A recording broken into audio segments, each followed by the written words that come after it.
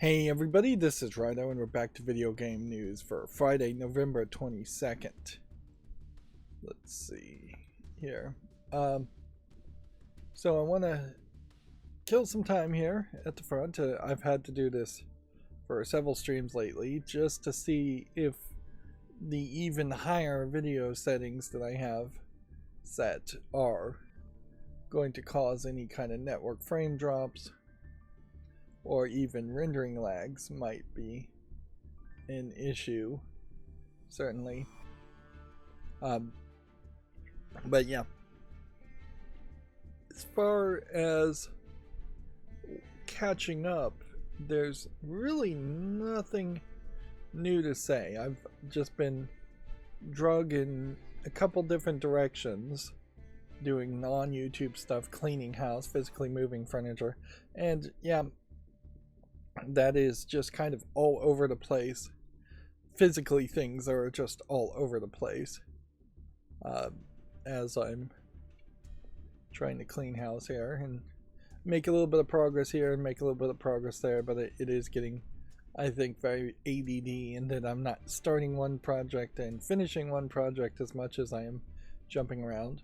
One of the major problems, here we can see Half-Life 2 is down to the 42nd as far as the player base. I don't think it's going to stay around on the top 100 that long. Top 100 of concurrent 24-hour concurrent player peak. But yeah, one of the things I found that's a super limiting factor, and this is, I guess, a tip I can give that I've learned so far, is that you're going to need a lot of trash cans and or trash bags, and frankly, putting a trash bag on the floor loose and floppy is not going to work in most scenarios. It's just not realistic that that's how that's going to happen and how that's going to work.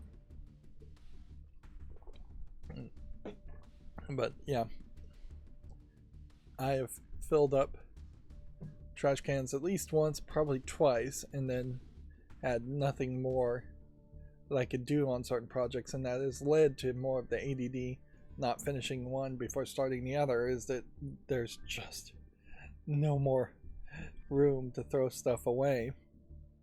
Yeah, I'm using a very big trash can that frankly borders on the immovable if you filled it up completely with very heavy things. And yeah, I'm definitely just running into some boxes that I need to clean out that have been full of fairly heavy things and just a lot of stuff. So yeah, I'm surprised at what I'm finding, as far as most of it still being junk. Some of it in general is kind of fancy, but also useless, and there's just this utilitarian desire within me that both that an object either needs to be very, very much pretty, good looking, to be decorative, or an object needs to have a high utilitarian value and still be in good quality and good shape. There is perhaps also a point where something might be very pretty, but just putting square footage and committing square footage to something pretty is very difficult. And mostly, anything decorative is going to be something you want on the wall. If you've crossed the line and you've got decorative kitsch on a shelf somewhere, you've probably gone too far. Now, you can certainly have a little bit of that, but when you have entire cabinets, entire shelves being added for decorative kitsch, you've probably gone too far. Now, I fully have to admit I have gone too far, in that I have entire shelves that I've set up and built for displaying Legos. And that is just an extreme, ridiculous project that I started several years ago, and it's just gotten bigger, and it frankly is on the verge of being out of control. And that's true for most Lego collectors that have big Lego cities, is that you basically have to have a basement and the whole room submitted to it, because it is insane. Same like train collectors that have little train towns. These are just hobbies that become overwhelming and take a lot of space. But yeah. So yeah, I've mostly just been cleaning, trying to organize, and making small steps of progress here and there. Ran into a lot of silverware that seemingly was put up dirty, and so now I'm trying to scrub this silverware and see if I can get what looks like food stuck on it, but also could easily be rust. See if you can scrub that off and have a good set. I also have a lot of mismatched kitchen stuff in general that I'm going to try and reduce. Like having 2 different knife blocks is one of the things. It's like having 2 full knife sets with 2 different knife blocks is kind of crazy. And the level of cooking I do is not so intense that I even need half of the knives that I do have. And that's a good point, I think, also to point out. This has nothing to do with video games, but yeah, I'm not dropping any frames, so we can pretty much move on too. But yeah, as we approach Thanksgiving, I would heavily recommend everybody look and see what you're doing for Thanksgiving. I imagine most more younger people, millennials and younger, probably even Generation Z and Generation X, like it's really just the baby boomers, I imagine, that still do this. But if you've got a special set of plates that you only use on Thanksgiving and maybe a Christmas dinner, so you're using it once or twice a year, that's a little excessive, frankly.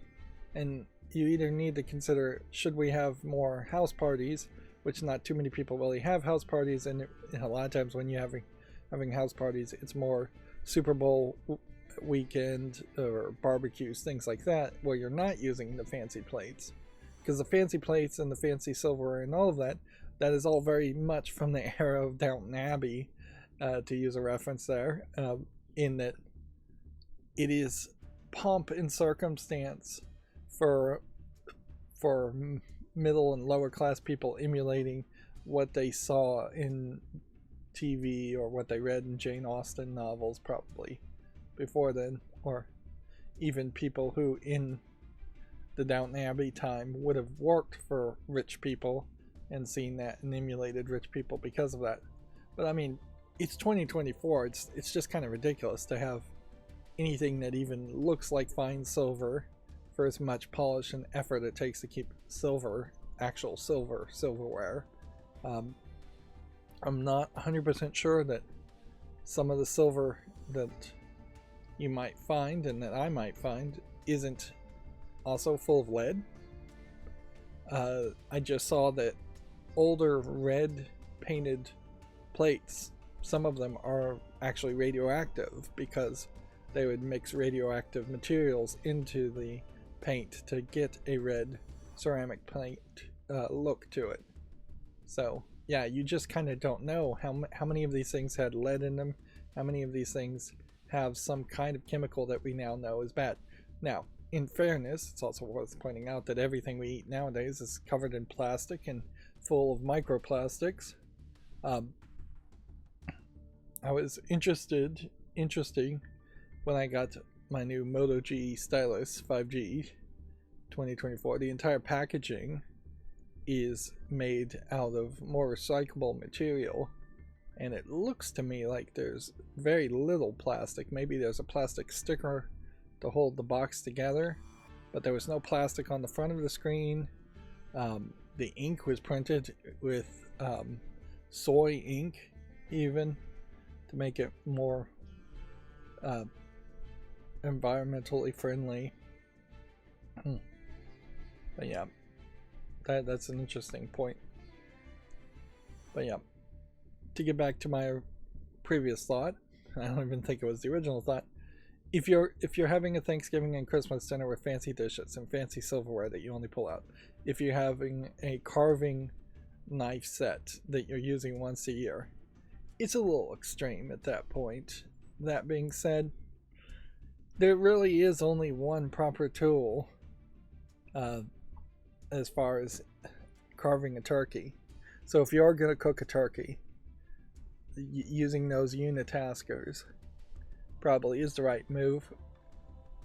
But usually the recommendation there would be to have an electric carver. So if you have a non-electric carver, get an electric carver.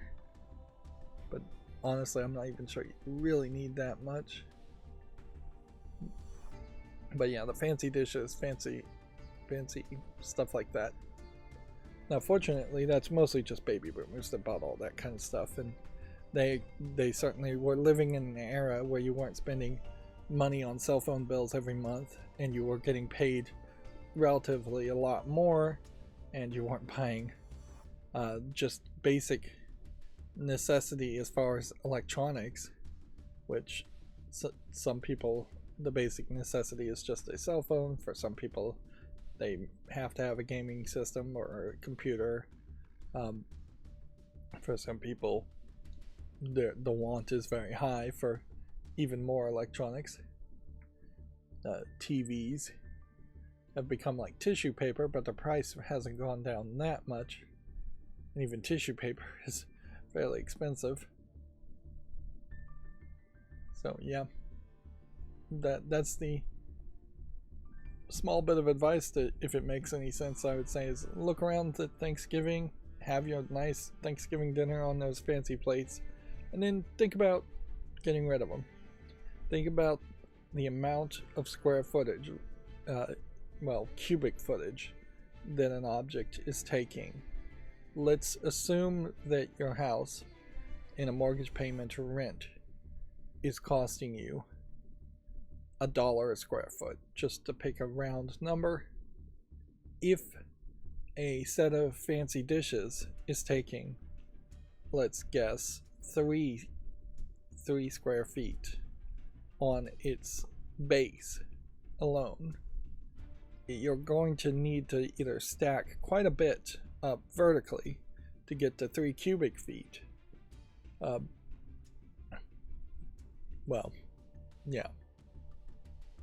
You're going to need to stack quite a bit to get what really would be closer to 30 cubic feet, assuming the ceiling is 10 feet off the ground.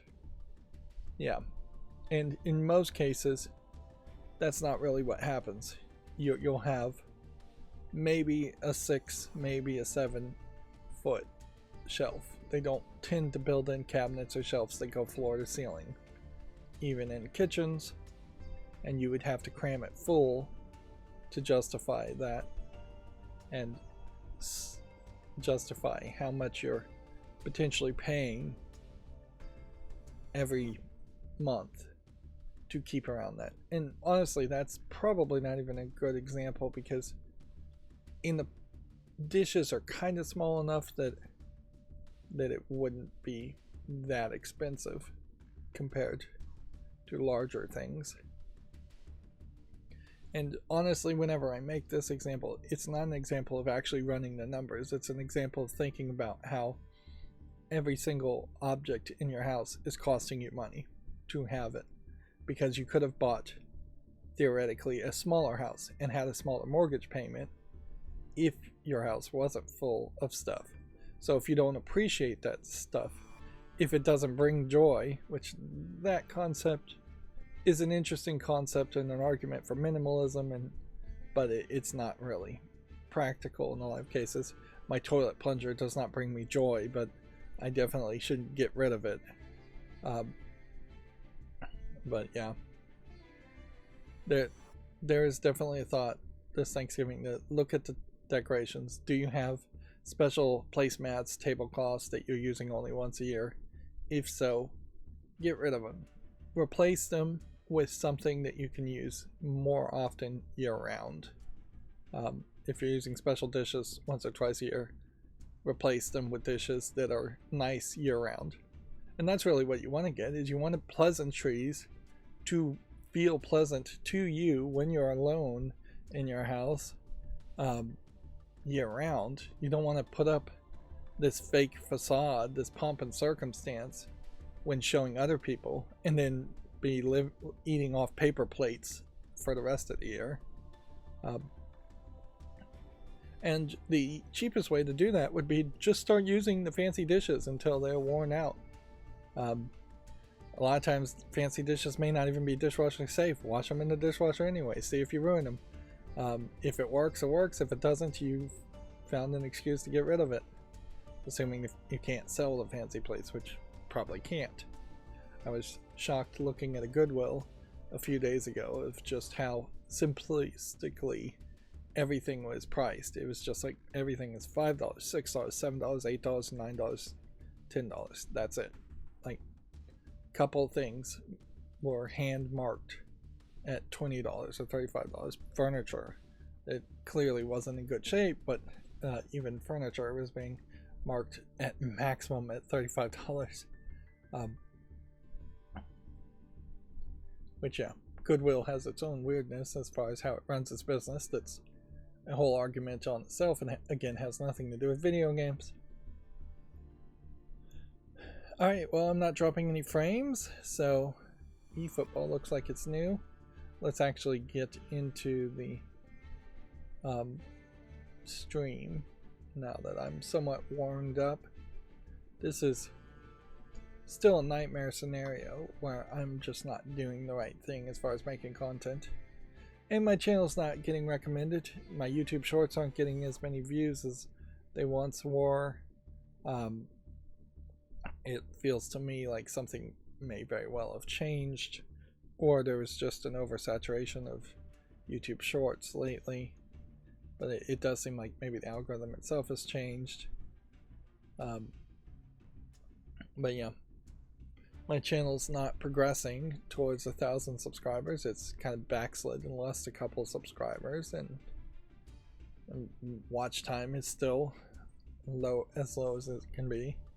And I'm just actively being distracted here, which is actively damaging my chance of ever getting my channel to be more successful.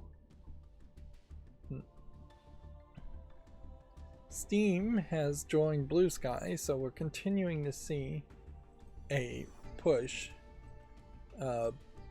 from places like Reddit in particular to make a movement to move away from using X/Twitter. There is also another event that is happening that is not being promoted on the front page, as far as I can tell, on Steam, which is a LGBT promoted sale. Yeah.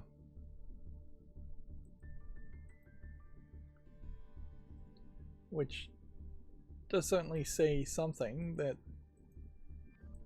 Steam possibly would have been one of the kind of companies that would have promoted that a lot more in previous years, but I think they are probably trying to stay hands off and not come off as woke, even if that's not really what the sale is doing. There is certainly something sleazy around the idea of having sales to promote social clauses. That certainly needs to be pointed out, and it certainly has just been an issue around games that promote themselves as being super progressive and having a message, in that often those games aren't that good, or and often they're just like visual novels that are trying to get more sales. It'd be one thing if all the games were free, but that is definitely not the case. And certainly it also is worth mentioning that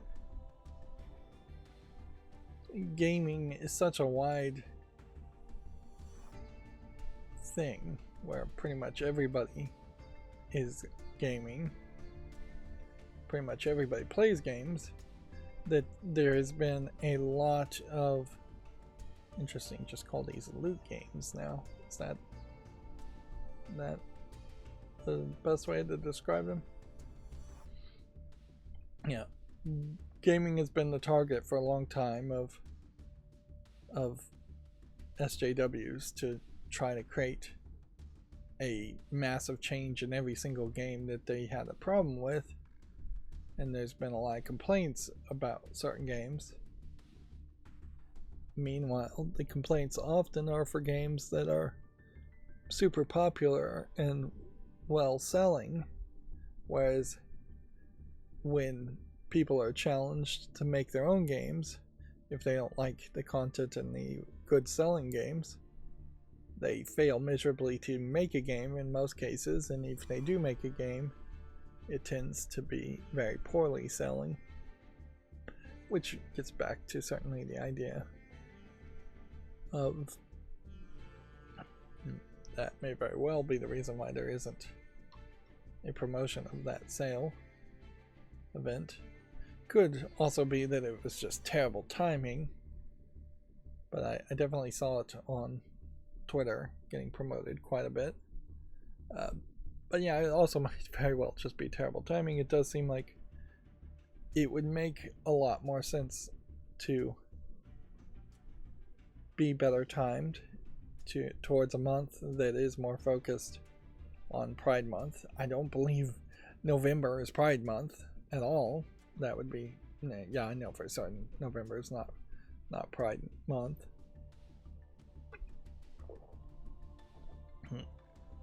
But yeah, the Golden Joystick Awards here are getting promoted instead. There's also been an argument around heavy pushes around Pride Month and then nothing any other times around the month, around the year, which is performative and stupid. So what am I looking at here? I'm just scrolling down mindlessly. Let's go through this again. So upcoming games is the first category, but then there is also a push where it feels performative, and it is just year-round and incessant. But it still feels performative because nothing is actually being done. You gotta be careful around any effort that is just built around people knowing about things. We know about almost every issue these days. So best visual design nominees, I assume, are here. Then best indie game is here. And then best self-published indie game is here.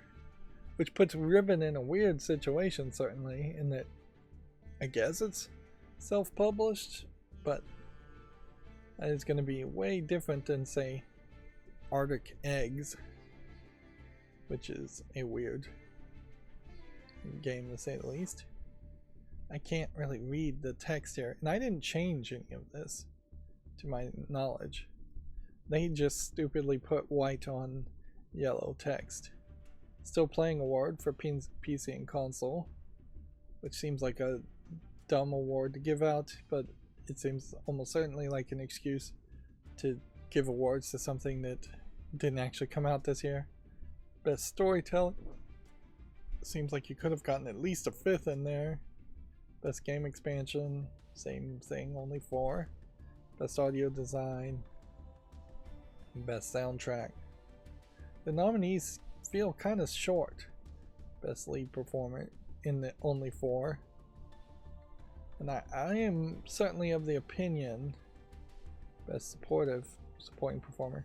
Now I don't think Senua's Saga Hellblade 2 probably deserves any awards, but I didn't play it, so just from what I've seen. And Suicide Squad Kill the Justice League, I don't believe deserves any awards either.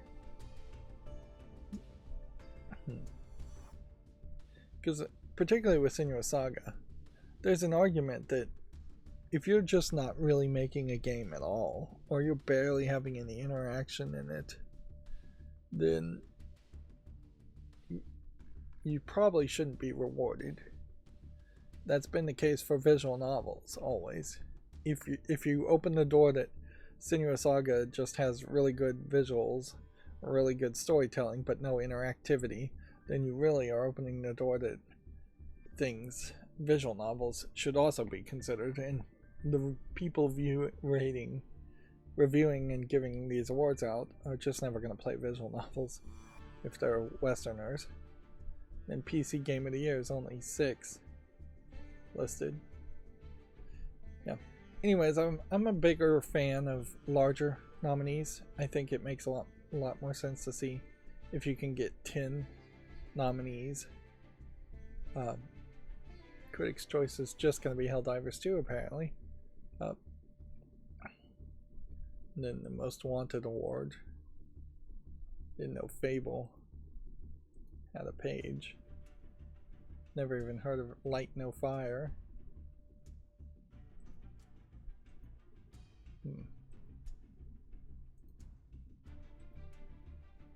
Let's just open all of those. And Streamer's Choice is Chained Together, which that really was more of a flash in the pan game. Yeah, I don't think too many people are even playing it. Still, streamers even. But yeah, if I was running an awards, I would definitely try to have more diverse awards and just more things getting nominated in general. I think there is something to be said, certainly, about just a diversity of region too to be considered there. In that, if you just said best North American game, best South American game, best African game, best European game, best Asian game, best Australian game, something like that, or Australia's favorite, something like that, or South America's favorite. Just breaking it up even into those large land masses would be a way of saying, hey, there's more of a fandom here for certain games, particularly in Asia, and there really is an argument to break up Asia. Best Japanese game, or Japan's favorite game, Korea's favorite game, China's favorite game, Russia's favorite game, if you could even get some numbers there, India's favorite game. And yeah, you could certainly go down the deep well of just subdividing it more and more. Instead, all of these awards really come off as Western centric, a little bit of UK, a little bit of Europe, but mostly just North America, United States. Not to say all these games are made for or by people in the Western world, but there is definitely a higher number of Western reviewers that are involved in these processes than anyone else. It's apparently Light No Fire. I want to say Light My Fire. I have seen, but I haven't made a YouTube short on that. Probably can't because it's rated in for mature. Yeah, and haven't done anything with Fable. Yep. If this game actually comes out, it might be actually fairly interesting. There might be a trick here. If I make a YouTube short around the game right now, it won't have an ESRB rating, so there's a higher chance that it won't be age gated. Although I wouldn't be surprised if it is just by default already programmed to be age gated, and my programming macro can't make a YouTube short on anything that's age gated.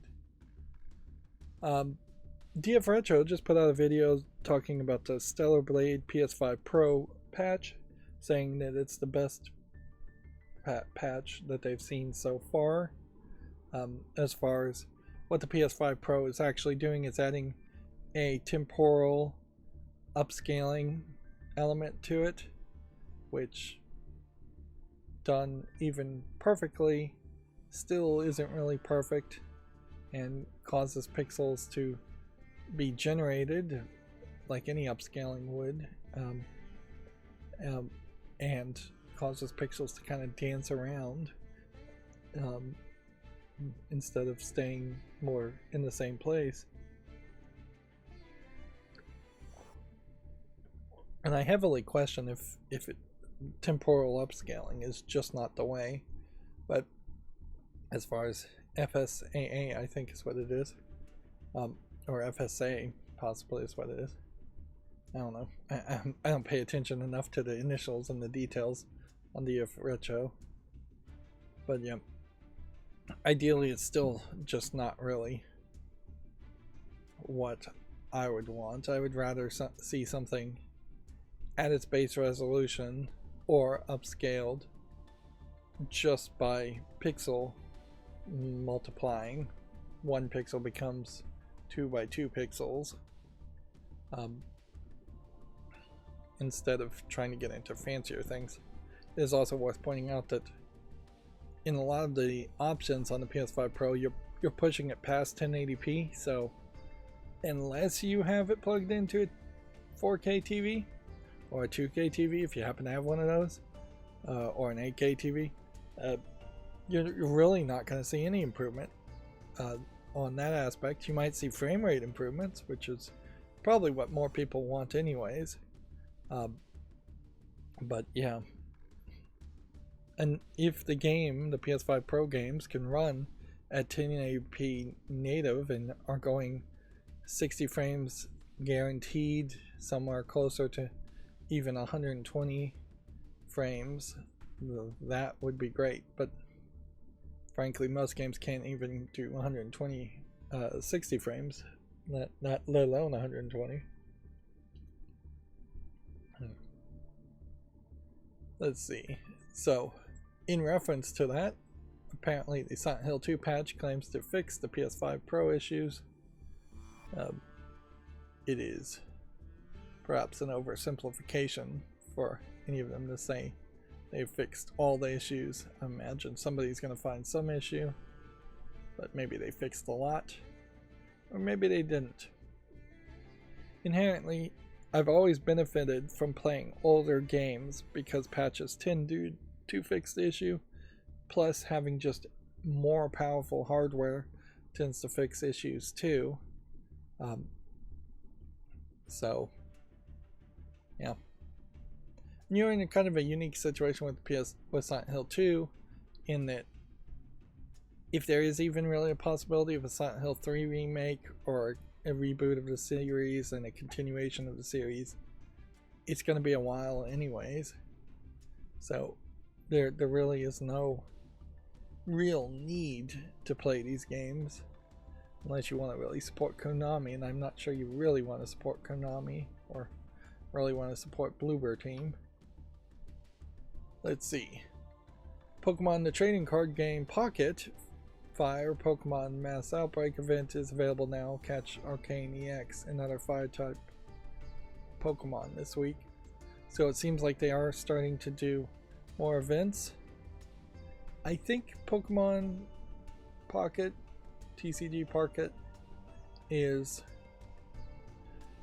not in beta, which is funny because I think the Cardcaptor Sakura game still may technically be in beta, but also they're just kind of treating it like it's out.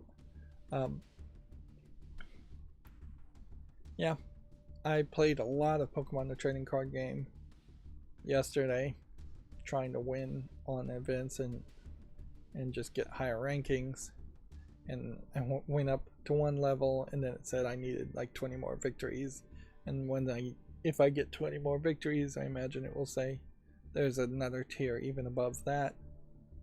There's still not really anything in the game new.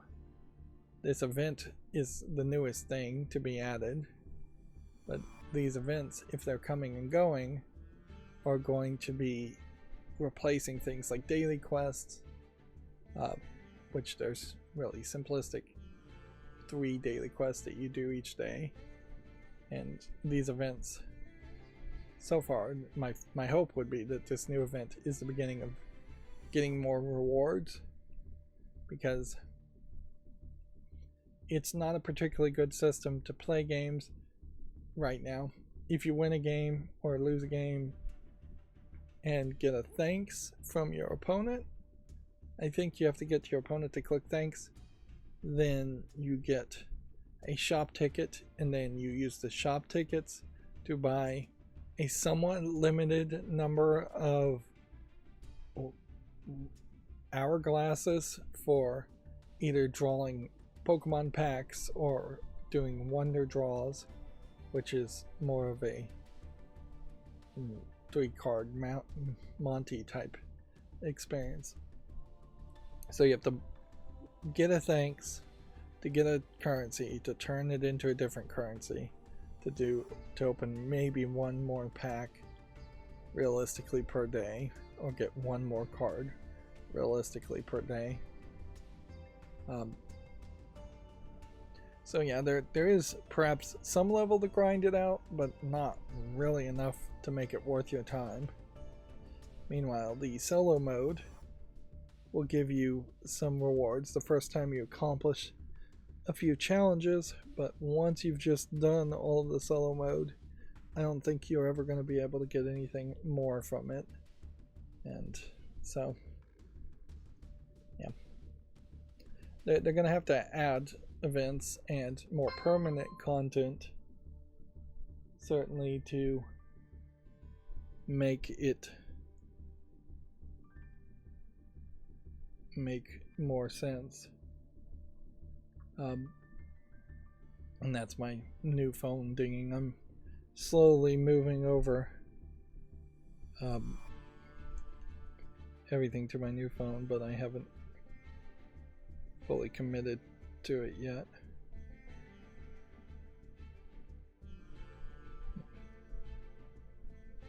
And certainly I'm working on having everything be more silent as far as the notifications go. I'm not trying to put it in do not disturb mode, but almost every single notification I get, I don't need the phone to ding at me. If it's going to ding at me, I want it to be basically a phone call or something really important. But Android 14 on this Moto G stylus 5G, which, by the way, there was a Slick Deals making it basically 40% off, so a very cheap phone, relatively speaking. But yeah, all the notifications, if they're put in silent, are put down lower in the notification drawer tray, and I think that is just a generic Android 14 thing. But also put a case on it. It's fairly weird in that the power button is hidden. There is no like extension for the power button at all. There's just a hole there, and the hole is so big you can just put your entire thumb there, so you have this kind of natural rest where your thumb would sit in the case, which, I mean, that just feels weird, certainly. And yeah, if you dropped your phone right at that point, I can't help but wonder if that wouldn't give you a little less cushioning than you'd want.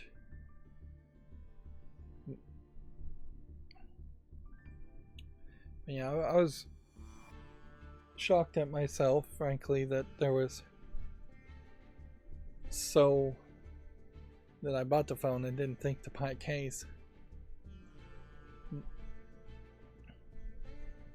Yeah. It's a shame, I will say, before moving on, that there isn't more to promote Pokemon TCG Pocket. I do believe now, having looked at the previous game, that there probably is a change and that Pokemon TCG Pocket is probably closer to something like Yu-Gi-Oh! Rush than what the original Pokemon TCG game is. Although I guess it's probably closer to Yu-Gi-Oh! Duel Links than Yu-Gi-Oh! Rush, in that I think the original Pokemon TCG had a board in which you could have 6, maybe even 7 Pokemon on the field, getting powered up, getting energy, and there might just have been a little bit more you did as far as drawing energy and placing energy. I don't think the game ever was super complicated where you could play more than one supporter card per turn, but that might be something new to Pocket, is that you can only play one supporter card per turn and that you only have 3 Pokemon on the field.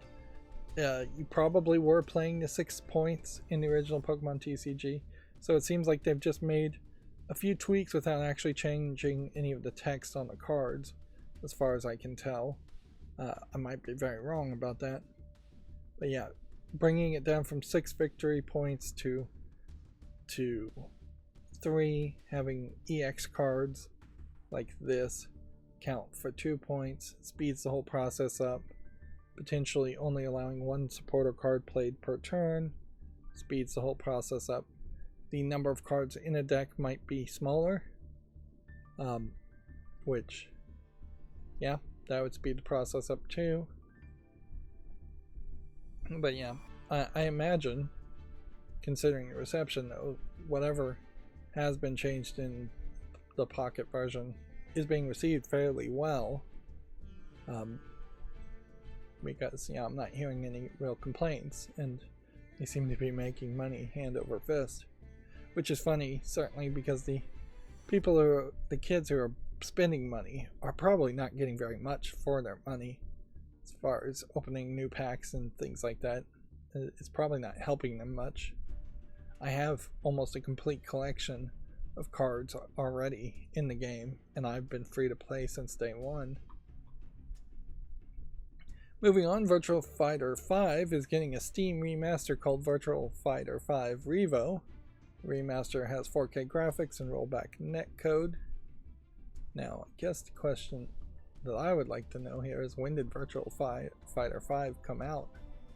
Because this kind of more cartoony, bright and colorful art style, soft CGI, doesn't particularly date it that much. And I guess in the fighting world, this is another example of initially installing rollback netcode, which is what everybody seems to want. And it might also be a bit of a symbol that the fighting community, which has always been kind of conservative and not super willing to embrace the newest versions of games, they may just becoming more and more nostalgic and wanting remasters instead of new games. Which, in fairness, I don't know if any of the new games have added new characters or moved the story forward in any fighting game in any way that anybody has appreciated. Certainly the Mortal Kombat reboot, while it may have caught a few people's attention, didn't knock people's socks off. And it is almost certainly a fallacy to talk about Mortal Kombat at this point as if it is a major fighting game, when in reality it is just a name I recognize because I grew up in an era where Mortal Kombat was talked about a lot. I don't think tournament fighting with Mortal Kombat happens that much. Alright. Donkey Kong Land is now available on the Nintendo Switch Online. Is that the Game Boy game? Yeah. That's what I thought. Yeah. Land for Game Boy games, country for the Super NES game. It's based on Donkey Kong Country, but it's actually a different game. Yeah. Not even sure. I kind of think it's a black and white Game Boy game, not a Game Boy Color game. Or for a grayscale Game Boy game. Dragon Age The Veilguard's latest patch has 57 improvements and bug fixes. So, yeah, check that out if you're interested. Let's see, Star Wars Outlaws Lando story DLC is out today. The game is also now available on Steam as of today. Let's see if we can find a Steam link. It is also worth pointing out that the forced stealth, it has either been promised to be removed or has been removed. Oh, I guess this is probably what happened before. So the Steam link, open that instead of an actual link from Video Games Chronicle. So now if in Star Wars Outlaws you get stuck, you can, or whenever that gets implemented, you can just start blasting. Today's new 1.4 version update removes stealth failure for almost all quest objectives. Yeah, that frankly is probably the bigger news.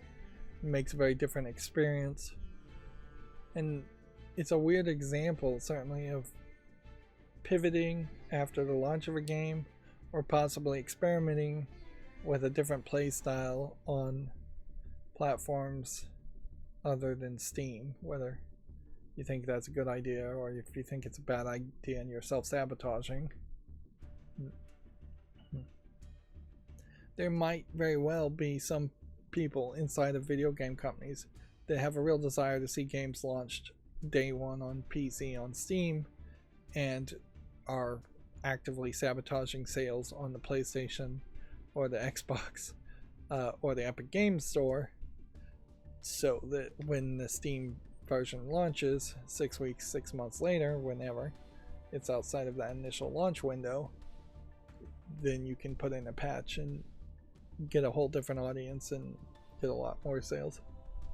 But that is an incredibly risky thing to do, because you may just ruin the reputation of your game and lose sales overall and just get laid off. So you would certainly have to take on a massive amount of risk to do something like that. Let's see, Roller Coaster Tycoon Classic is coming to the Switch next month. Includes Roller Coaster Tycoon 1 and 2. Interesting. I would have thought that that might be more abandonware, but apparently somebody, probably EA, owns the rights to it. Guilty Gear Strive Photo Mode update makes fighters disappear when viewed at inappropriate angles. Interesting. Which, yeah, the censorship continues, I suppose.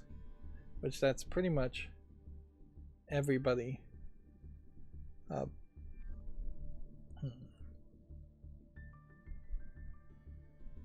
Pretty much everybody does that once, just to see what happens. So yeah, in Japan it changed from a 0B, which was 12 plus, to a 0C, which would be 15 plus.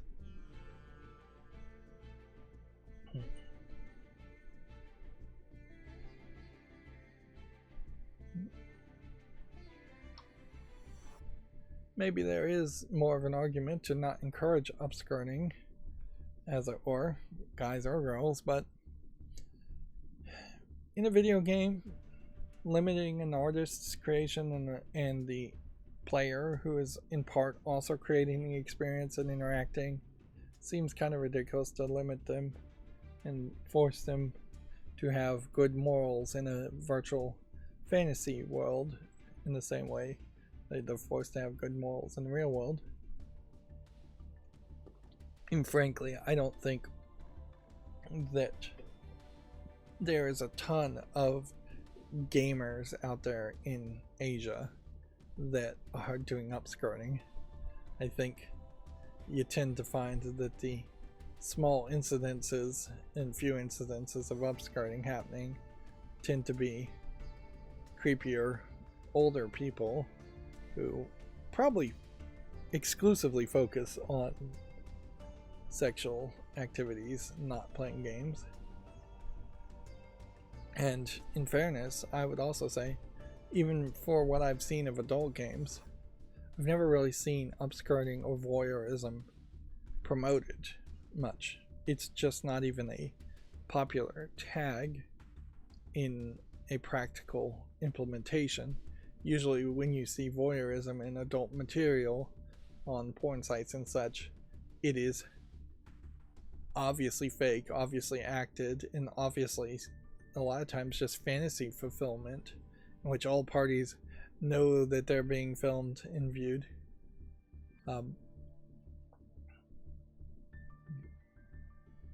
And frankly, voyeurism as a fetish kind of falls away when you're on a porn site and people are just showing you everything and willingly showing you everything. Moving on, in 1 week, Dragon Quest III HD 2D Remake has become Japan's best-selling game of the year. Interesting, but perhaps not super surprising, since the Dragon Quest series has typically been the best-selling game of it every year that a Dragon Quest game has been released in Japan. This might also be hitting on some nostalgia in that Dragon Quest III might be one of the more favorite games. Let's see. We can see still that there's significantly higher number of units sold for the Switch than the PlayStation 5. I was hoping for a chart that would have shown all the Dragon Quest games over time as far as total sales, but no such luck.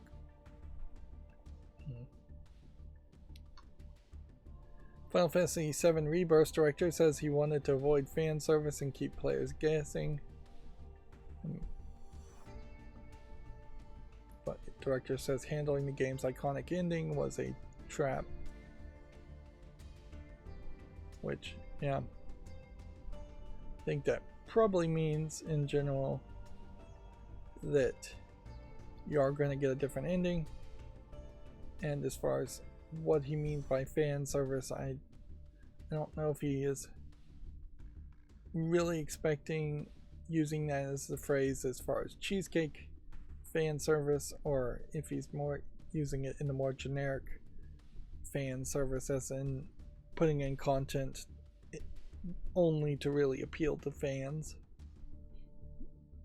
Cheesecake fan service being more skin showing and lewd imagery, which I don't believe there was any of that in Final Fantasy VII in its terrible low polygon graphics of the original release, and I don't expect there'll be any of that. That being said, there's plenty of fan-made Rule 34 content around the Final Fantasy VII characters. Well, just because it was a big property, perhaps not too much these days. Certainly have not been seeing anybody cosplaying as the two main female protagonists or any of the other Final Fantasy characters, Final Fantasy VII characters lately. You'll get a rare exception every now and then, one person cosplaying that way. But while the visuals here have been updated, the visuals also are not particularly that crazy high fashion way. And like this character, I can't even tell you the name of this character. I wouldn't recognize it as even being in a costume from what I'm seeing here. It's just a jacket with buttons and a necklace. And that's just good fashion. It's not particularly crazy anime-esque fashion. In a weird way, Final Fantasy established the crazy anime visuals in video games, and it's weird that this new director or this new version is really backing away from that. CD Projekt has no plans for a Cyberpunk PS5 Pro patch. Says it won't update Cyberpunk for Sony's new console, which is an interesting and perhaps damning statement on what games are likely going to bother to have a Pro patch and what games aren't. And I imagine Sony did not back up a truckload of money to get Cyberpunk to run better on the PS5. Which, yeah, it is also a case, I assume, that CD Projekt has already moved on most of its team to its next projects. Yeah.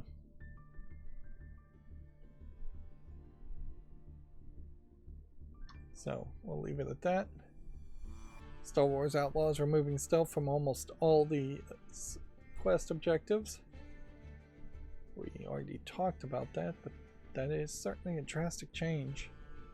And arguably, there should have just been more game testing earlier so that this would have happened before the game was released.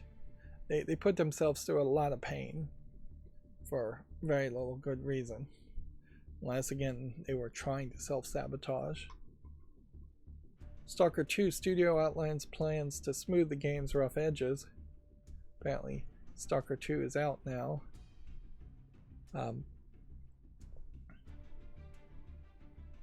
It feels like to me there may have been a delay at the launch for Stalker 2, or just some weird promotion and advertisement publishing issues with Stalker 2, because I know Stalker 2 was announced and it had a bit of excitement around it, and then it feels like there was way too long of a gap in the middle, and now that it's out, it feels like it's getting not really enough promotion again. Yeah, I'm still trying to figure out which phone is dinging and get it to stop dinging. So apologies for all these dings.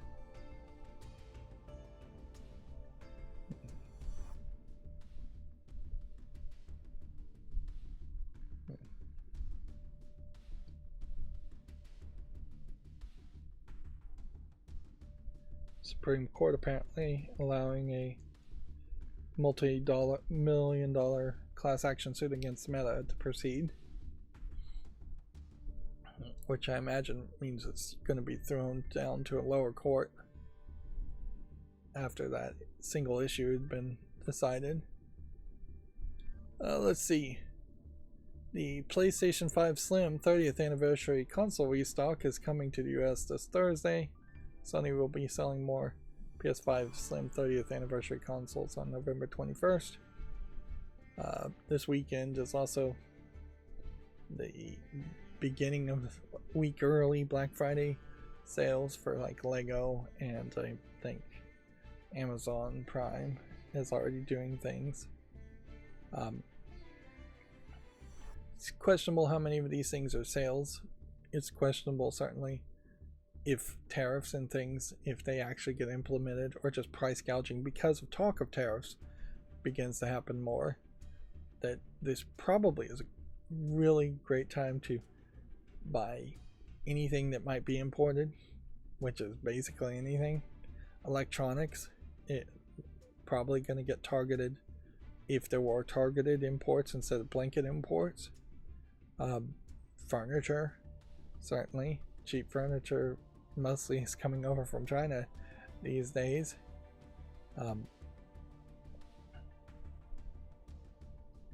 Other things, yeah, just anything you possibly could need.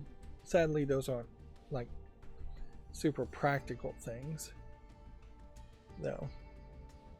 Like, and runs on toilet paper, for instance, is crazy because, as far as I've heard, like 90% of all toilet paper is made domestically and not imported, which makes a lot of sense. Food, it's gonna probably, a lot of it's gonna be made domestically. Bigger ticket items, in electronics. Things that aren't made domestically. Appliances might be a great time. Get a new washer dryer, something like that. But of course you could hurt yourself very badly overspending and find that nothing changes and that you've overpaid on something that is barely on sale. Nobody can really predict the future. As far as video games and video game consoles, you might as well buy a Steam Deck if you want a Steam Deck this Christmas. You're not likely going to get a new version.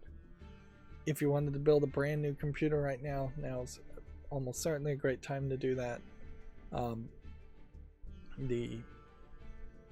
There's only a little bit on the horizon that might be slightly better, but if you get that 9800 AMD CPU, that is the one to get. Of course, that may be very overpriced at this point, even now. But I can't really recommend PlayStations. I've seen some controllers for Xbox and PlayStation on sale, and maybe there's an argument to buy a PlayStation controller and an Xbox for PC gaming, but Steam controllers seem to be slowly getting developed by third parties, and at some point I think a third-party Steam controller may just objectively be better than using an Xbox controller with Steam input being built into the third-party Steam controllers. But yeah, I can't recommend an Xbox. I can't really recommend a PlayStation. If Nintendo Switches were really cheap, maybe get another Nintendo Switch if you have a banged up one with stick drift and all of that. But if you were just replacing it and you had a lot of games already, but there's a great argument to save your money until the next Nintendo Switch console, because the next Nintendo console is going to be backward compatible. So there's not a good reason to buy any of the consoles this year other than PC. And PC still has its problems. I'm getting all the components to build a new PC, but I may very well have to take it very slow to install Bakelite and get it running and get it all set up. Windows 10 is getting more annoying. They installed a Copilot button into my start tray. It did a full screen warning that Windows 10 support is ending. It's just not treating people with Windows 10 well, particularly since my computer is not compatible with Windows 11 and just can't upgrade even if it wanted to. And at some point we are going to just have to hit a point where you're going to have hacks and cracks put on your Windows just to get it to stop being annoying and stop updating with annoying crap. Meanwhile, Windows 11 is not offering anything new. Even slick deals I saw for like the Pixel 9, if you go through T-Mobile, it is selling the Google Pixel phone with Gemini, and I think there is a great argument for parents in particular, but also just people in general, to avoid anything with AI built in it, avoid ChatGPT, and don't fall into the trap of leaning in and using those things. And I've used them in a couple of cases and found it very helpful, but the truth is, I know I am a bad writer, so when I use ChatGPT, I'm admitting completely that I'm a failure as a writer, and I'm never going to get any better. Particularly for parents, making kids learn how to write on their own and be creative on their own makes a lot of sense. There's just going to be this danger in that as AI assistants become more and more of a thing on Windows and even Google Pixel phones, kids are just going to learn to lean on that and cheat. And they may just find that they get caught every now and then, but they may get away with it 3 times out of 4 and be more than happy with that. Or they'll cheat outside of realms where they're really being checked. Even the quick responses on text messages have almost certainly led to laziness, where you just get pop-ups on text messages to say okay, thanks, things like that, which may be what you would have said anyways, but it certainly isn't encouraging people to write slightly longer text messages and have actual conversations. Anyways, I'm ranting. Dragon Age Veilguard and Silent Hill 2 launch sales were relatively slow in Europe. Call of Duty Black Ops 6 sales are off to a fast start in Europe. Remember, Video Games Chronicle articles like this are European centric. But yeah, it does perhaps point to how European audiences are really only looking for Call of Duty style games, and probably FIFA style games. Alright, that's going to bring us to Gematsu articles. Honkai Star Rail version 2.7 update, a new venture on the 8th Dawn, launches December 4th. Stalker 2 Heart of Chernobyl sales have topped 1 million. Which, okay. I believe the Stalker series is the post-nuclear apocalypse that is on the surface, whereas the other one that I always confuse it with is more underground, or 100% underground.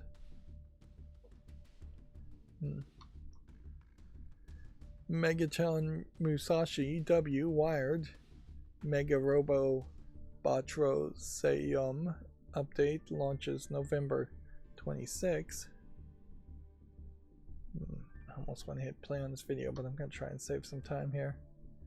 And yeah, we can just go here. So, is this single player? It says it is. So I can go ahead and put this on the wish list because it's mostly positive. 79% with 570.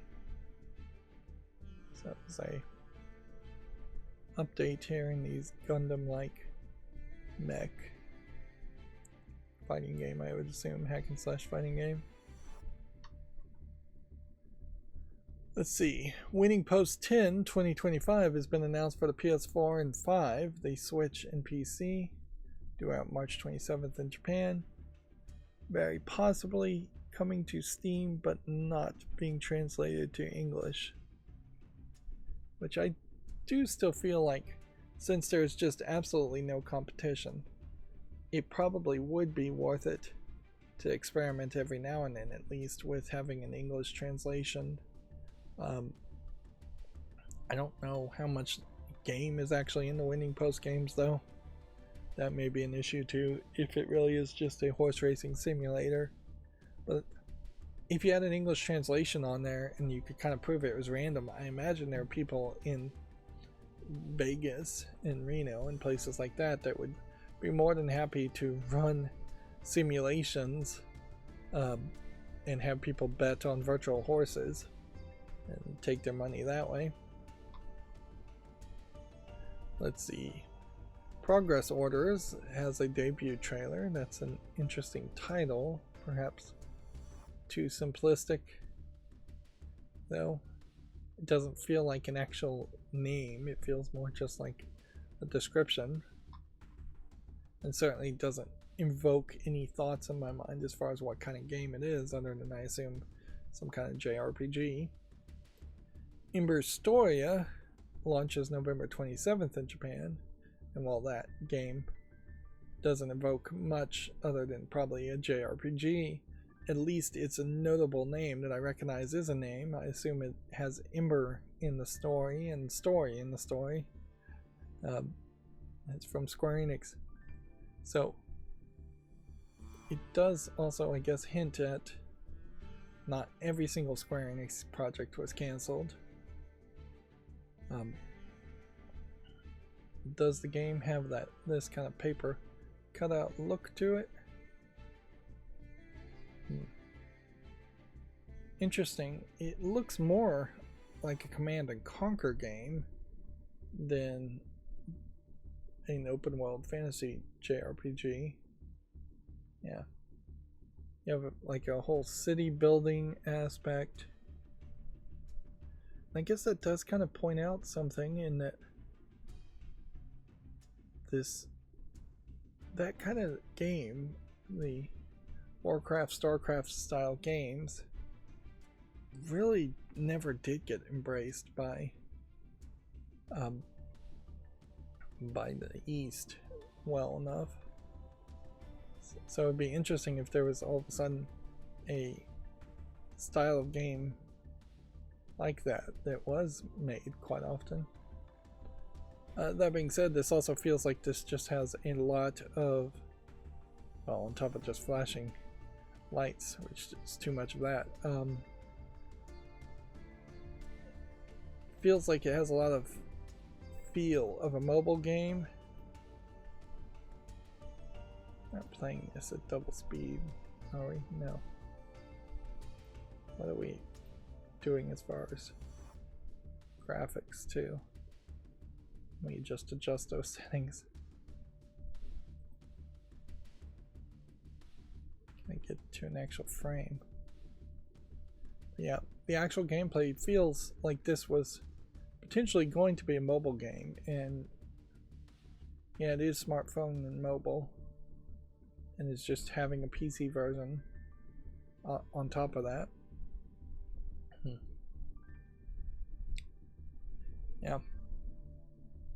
And it's still running into the same issue where the cutscenes and the intro animations are just drastically different. Okay, I've seen a little bit of frame drop, but not too much. 0.1% frame drop. Did I just start that because the video was playing? Let's hit play and see if that can make a single frame drop.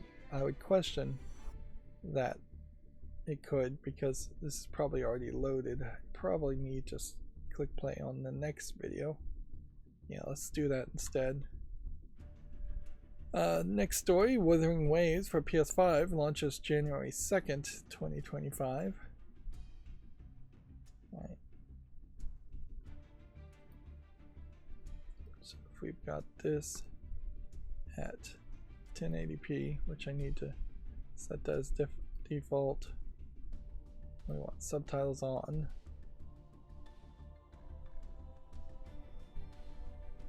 Let's see if playing this will make the frame drop because of network. Well, this is boring video. Let's just jump forward.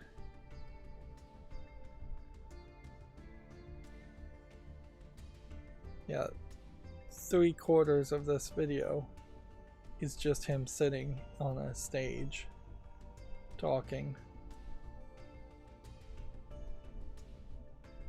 And I guess he walks through the door and then transitions into being an anime girl, is the implication. There's an example in that trailer of an upskirt shot that the camera clearly animated it and intended it for it. So there's an example certainly of an artistic intent to show the underwear of the anime girl. Now we're looking at a different anime girl. But yeah, it does not seem to me like I can trigger network frame drops even at 1080p video, which is a good thing. Here we're up to the third anime girl, and that is slightly an upskirt shot, even though it's not actually showing any underwear.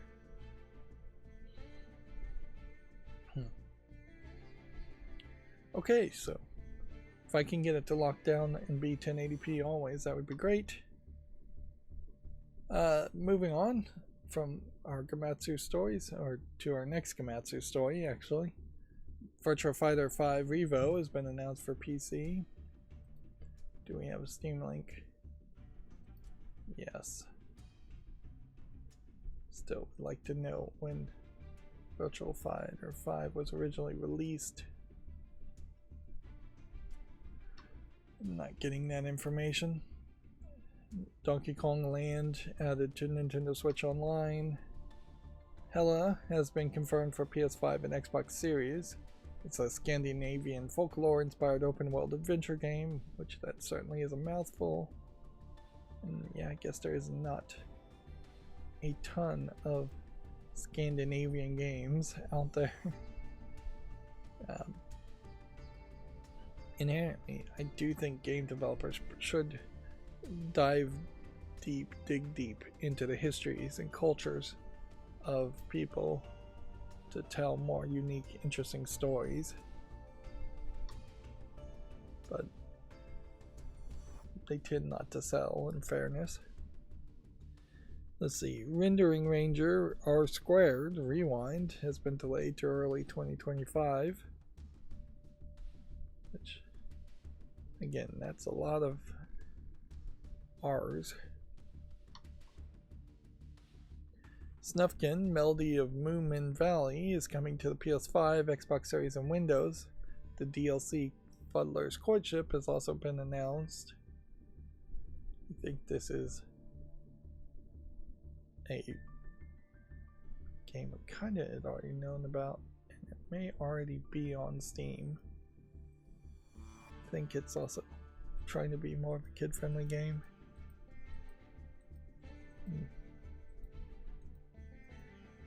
I'm always happy to see more kid-friendly games, but I'm always sad to see that they don't really sell.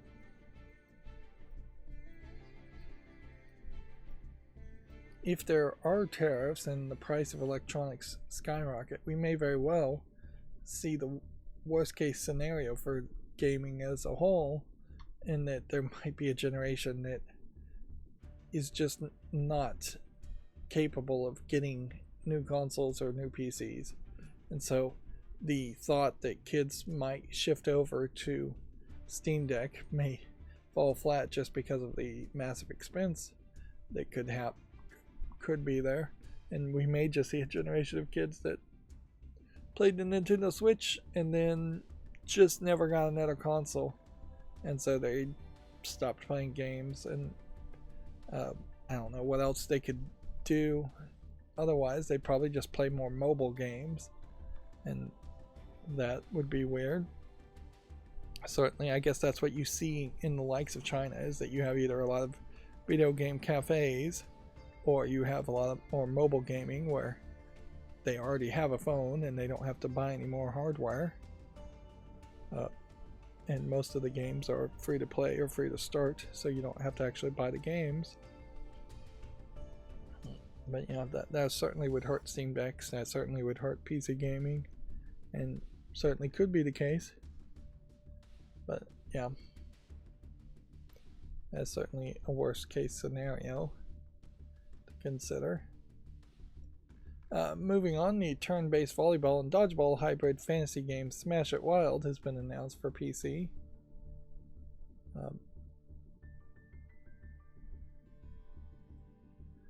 Yeah, okay, I'll leave it at that. Overthrown launches in early access for the Xbox Series and PC on December 5th.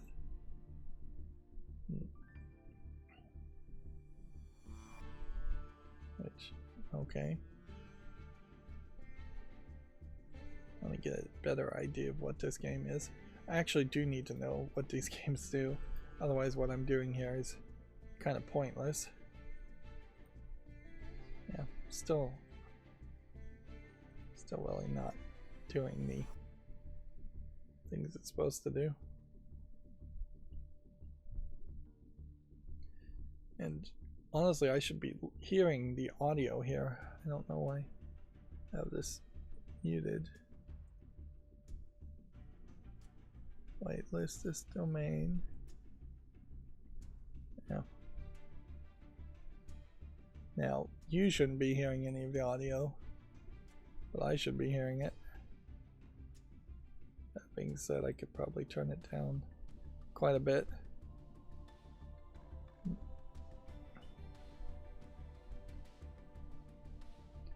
I was supposed to be paying attention to what overthrowing actually is. It's kind of an interesting thing here in that it looks like it's perhaps a faster paced, more Minecraft fantasy type experience if you took out all the crafting and all the mining, which leaves very little Minecraft.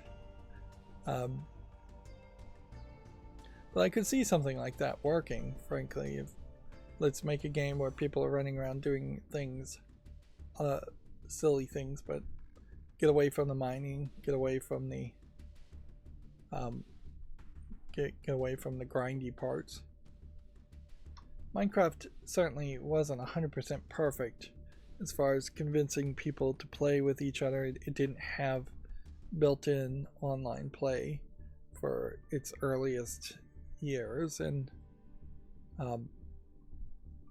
it definitely, when you're mining, is more pushing you to do a solo activity, whereas I could see having an open world fantasy that is much like the overworld in Minecraft, but have a lot more co-op activities instead.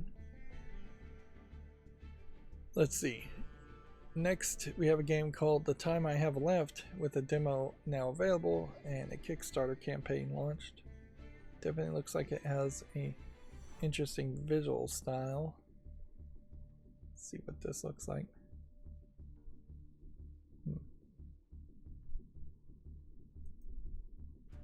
Yeah. Again, the audio is not playing, and you should be hearing this.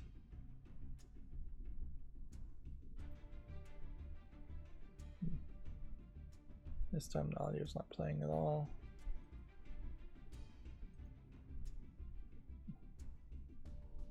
Probably because I needed the page to load after I whitelisted the domain, so I probably fixed that.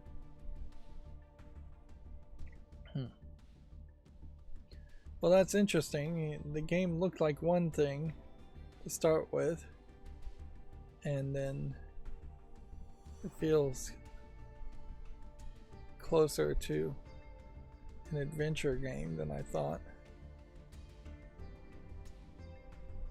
So I can't help but wonder if these fight sequences are more rare, and that a lot of it is just wandering around in an almost completely different world doing an almost completely different thing. That being said, the visuals here feel a lot more interesting than Control's visuals, but I suspect the polish here may not be the same. It does seem like there's a whole time element to this too, and that could be very frustrating if you only had a certain number of hours to play the game and then you had to start all over again. That was the problem with the Dead Rising series too, is that the first playthrough you have a limited experience, limited amount of time you can play the game the first time.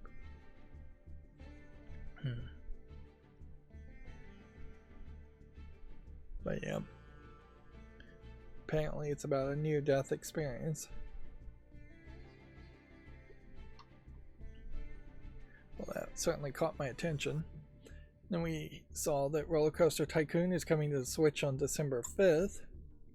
And then the Famitsu sales for the 11th through the 17th have been updated, so we can go through this. Nintendo Switch controlling most of the top 10, most of the top 15 actually, with Dragon Quest III HD 2D Remake for the PS5 taking the second number of units sold this week, and a large drop off from Dragon Quest to Super Mario Party Jamboree. Then we have Call of Duty Black Ops selling pretty well in the 15th spot for Japan, and and some more PS5 games in the 17th and 18th spots, and 22nd and 24th. But we are still very much having the top 30 heavily be dominated by Nintendo Switch. Hardware sales for the Switch is hugely higher than PlayStation 5 sales, and even Xbox Series X and S sales are shockingly high these days. The new 2DS is finally off the list of the top 10, but what's funny here is you have hardware sales going to just the top 10, which is almost certainly a decision, and they don't include PC. And if you were to really add it together, there's 4 different consoles here.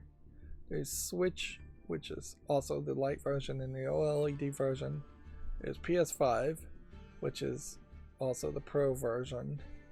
And then there's Xbox Series, which is also the S version and the X versions and the digital editions. And then there's PS4. So if you kind of mix them all together, and maybe there is an argument that the Series S is actually a different console than the Series X, but there really isn't. If you make that division, then you also definitely have to make the division that the PS5 Pro is different than the PS5. But yeah, there really are only 4 players in the market, and I couldn't even name a 5th, because once you start naming a 5th, it's going to be either PC, as in just PC gaming, or it's going to be some kind of emulation device, which very possibly could be Raspberry Pi, but I don't know how you'd ever get the numbers for that. And any kind of family clone console type device full of old NES ROMs. Well, overall, those probably sell very high. No individual unit sells that high. Yeah. And they certainly probably don't want those numbers out anyways. Oxygen not included is getting a free weekend, big update live, and new DLC coming. I think this was a game I tried to cover and just couldn't find it particularly that interesting when I did make basically a quick look on it. The Steam Deck OLED has won the Best Gaming Hardware in the Golden Joystick Awards for 2024. I don't know what it would really be competing with. And I guess all of the awards for the Golden Joystick Awards have been put out, so we could scroll down here and see if anything catches my attention. Astrobot getting Studio of the Year. It's kind of crazy to get Minecraft for the Still Playing Award. Elden Ring Shadow of Erdtree getting Best Game Expansion. And then the Fallout TV series getting Best Game Adaptation. And Black Myth Wukong getting the Ultimate Game of the Year award. Which, noticeably, I think the actual Game Awards, the other event, which he's trying to trademark Game Awards, and that seems like that trademark should not be approved. But yeah, I don't think Black Myth Wukong was even up for Game of the Year award in the Game Awards that are coming up as far as the Game Awards event. So there's already some complaints there. Notice Stellar Blade is not in any of these winners though. But to actually get to the hardware aspect, which is all that gaming on Linux cares about, yeah, I don't know what competition. It would either be the PS5 Pro, which seems like nobody's buying, or the Steam Deck OLED. There hasn't really been a new hardware release otherwise. And there definitely feels like there would be years in which hardware releases just don't happen. The Mesa 24.3.0 graphics drivers for Linux have been released with many new features and bug fixes. Of course, the release notes here are pretty cryptic and things that basically only a video game developer would know what they do or not.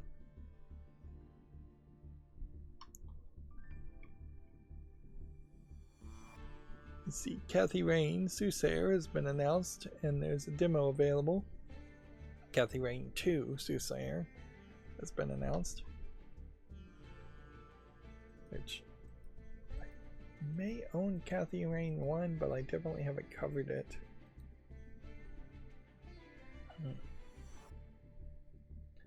I definitely am at a point where if I can get things settled, if I can get everything set straight, I may have in the future a lot more time to make content and schedule content, but those are fairly big ifs. Like, I may very well not get things settled and may be in a very bad situation if things don't get set straight. And I'm still kind of in a holding position right now where I can only do so much at the moment as far as all this major emergency, which is still not wrapped up and won't be for probably months. The dungeon clawer, not crawler, will grab hold of your free time now that it's in early access. It's a interesting name. This was the Claw game. I've already seen it and it's rated very positive. So it's in early access though.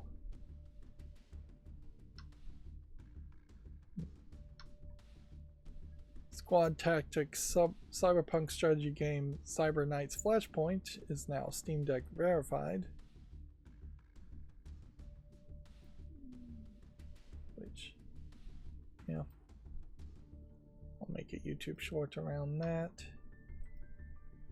Kronos Group has taken over cross-platform slang shading language from NVIDIA. Which I've never heard of this slang shading language. So I guess it potentially could be multi-vendored and more of an open standard, but very possibly not open source. Yeah. I'd have to question and investigate how many games actually use the slang shading language. That's another thing where I've often suggested it would be nice to make an IMDb for game developers and they would credit them and be half IMDb, half LinkedIn. Well, certainly in that it would also make a lot more sense to take all the credits for certain softwares and make that its own subcategory, where if something has Bink Video on here, here's every game that we know of that has Bink Video on it, in it, using it. Not that too many people actually care whether a game has Bink Video in it or not, but it certainly would be good for historical and research reasons, and sometimes it would be better, I think, for people to do more projects that did put more facts and historical information on the internet and less just entertainment stuff. When you look at something like Comic Vine, there's certainly that kind of labeling, and Giant Bomb, same thing, in their own Wikipedias or wikis. Let's see. Steam is also getting proper Season Pass support, which sounds weird. with clearer guidelines and refunds for cancellations. The question here is what season pass is really being included here. And I guess I misread this when I first read it, because I was thinking it was more like Steam and Valve was going to come out with a Game Pass like model, like Xbox Game Pass, where you get free games. But now that I'm reading it and thinking it through more, season passes actually mean per game, which there has been a long problem, certainly,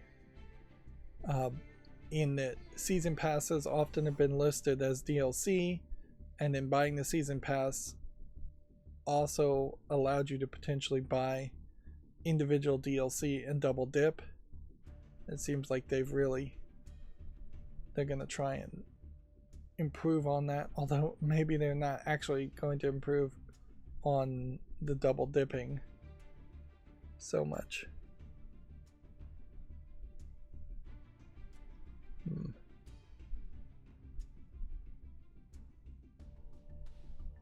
You can't buy season passes that have no content in them unless you pre-purchase a deluxe edition.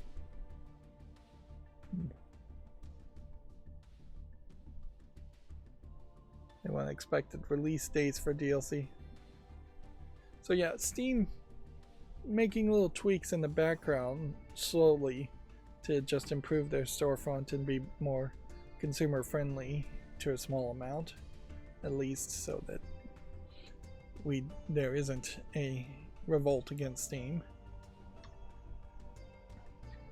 itch.io store now requires AI generated content disclosures for assets, which I believe Steam required that several months ago. So Steam clearly is a feature leader in a lot of cases, although they aren't leading very much in that they don't add a lot of new features.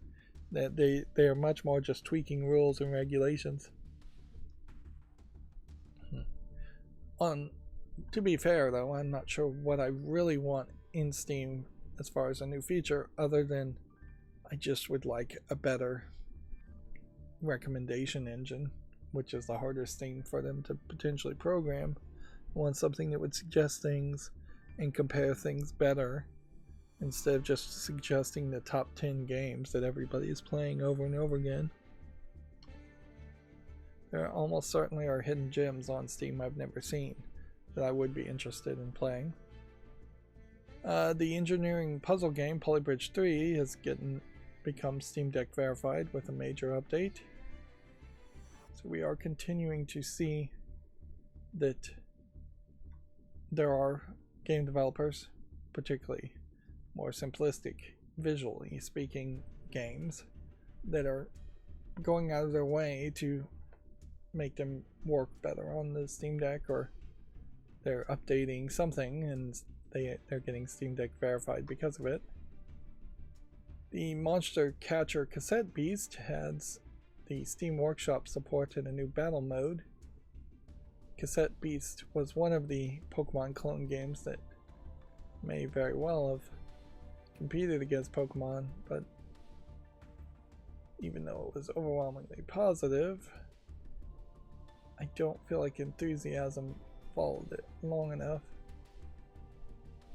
There's perhaps a lack of Japanese feel to it with these character designs, which kind of hurts it. There's perhaps some weirdness with the cassette element being in the name, and the monster mix and match function, where characters themselves are not as unique of characters as you would think. But I also think it is really just a case where enthusiasm wanes and you just kind of have to continuously update your game or make sequels. In reality, if you were going to compete against Pokemon, you probably wouldn't have to make 3 to 5 sequel games over the course of 12 years just to slowly convince people that you're going to stay around and that you're a series worth playing. even games like the Digimon games have just not been consistent or released often enough to do that. Digimon games certainly could have done that. They could have been releasing a Digimon game every year there was a Pokemon game and competed, but they didn't bother to do that. Horizon Zero Dawn Remastered is now Steam Deck verified. That is a higher visual demanding game, certainly. Notice how they also linked to more than just the Steam version. The reviews, though, are not particularly good still, in part because of PlayStation Network requirement, and in part I think because of other things.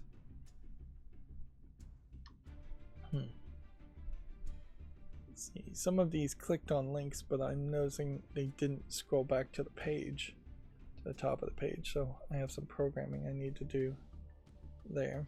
Otherwise I end up having to scroll all the way back up just to see the headline, and that really sucks because I'm gonna have to take a bathroom break here in a second. This is way more of an article than I've ever seen on Gaming on Linux. It's an actual review for Stalker 2 Heart of Chernobyl. Spelling Chernobyl, I believe the way it is actually properly spelled in Russian, or whatever language that would be. It works on Linux desktop with Proton, but it runs poorly on the Steam Deck.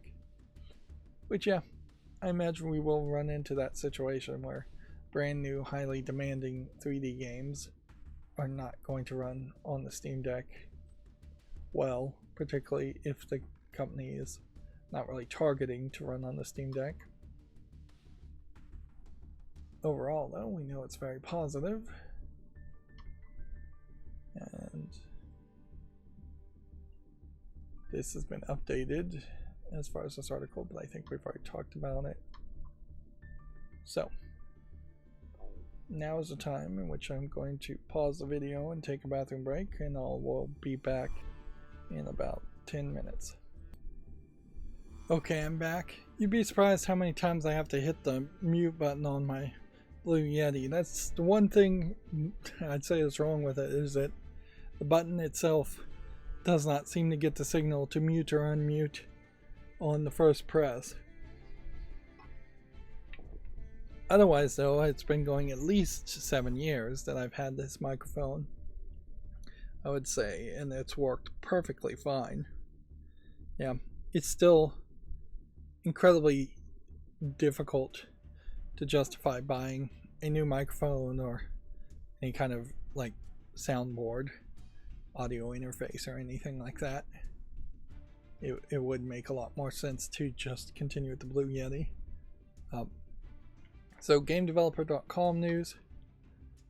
We still have an issue here in that these links, while these are new stories, are not opening, and it's not going to get fixed until I actually do some programming, which is not going to happen anytime soon. Which, let's just go ahead and open all of these stories. We'll go through them. I don't believe any of these stories here are new as far as that goes. Of course, it's going to take a while for things to load into RAM, or yeah, that felt more like a RAM loading issue than a internet loading issue. So the AFK Journey and Clash of Clans have led Google Play's top games of 2024, which I would assume this is based on ratings, would be my guess. And yeah, let's click here and see what this takes us as far as this goes. I assume it's just based on ratings and not based on like subjective opinions of Google Play, but it may be very much based on sales, and it may be multiplying the number of downloads this year times the number of ratings this year. That would be your best way to do that. What's always sad about this, though, is that AFK Journey, Clash of Clans, not particularly good quality games, not even new games, as it were. So what we are not seeing so far is Pokemon TCG, which maybe was a little late to the party.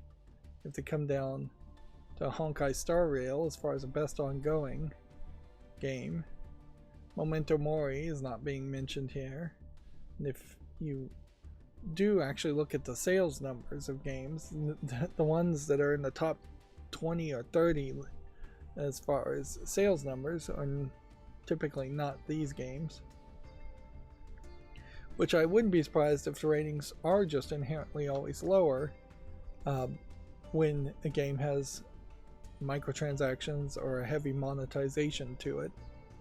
And certainly those games, even these games that were given best, which these awards mean pretty much nothing, I imagine, they aren't like revolutionary games. They're not going to push people to make more games like that. So I just don't feel like mobile gaming is moving in the right direction at anything faster than a snail's pace, if it is even moving in the right direction. Hyperlight Breaker developer Heart Machine has confirmed layoffs, which is not to be confused with Hyperlight Drifter, which I think is a different company, but maybe it isn't. Itch.io wants asset creators to disclose whether they're using generative AI. We already covered that. Lego and UNICEF have teamed on a game design toolbox prioritizing child safety, which, okay, I'm not sure what that really means. Particularly for Lego, I could see how they would just have this biased desire to promote that video games are inherently unsafe for kids, so they should be playing with Legos instead. Even though there are Lego games out there, it's questionable whether TT Games is going to continue to make Lego games, or other companies are going to continue to make Lego games enough to make enough money that would keep Lego satisfied. Then certainly I imagine if I did some research in UNICEF, there might be some issues with UNICEF, just in the fact that it's been around for a very long time, and I can't tell you one thing that they've really done. Lego's website does do a pop-up every time you go there to make sure you're not a kid if you try to go to the shop, and take you to a different website if you are a kid.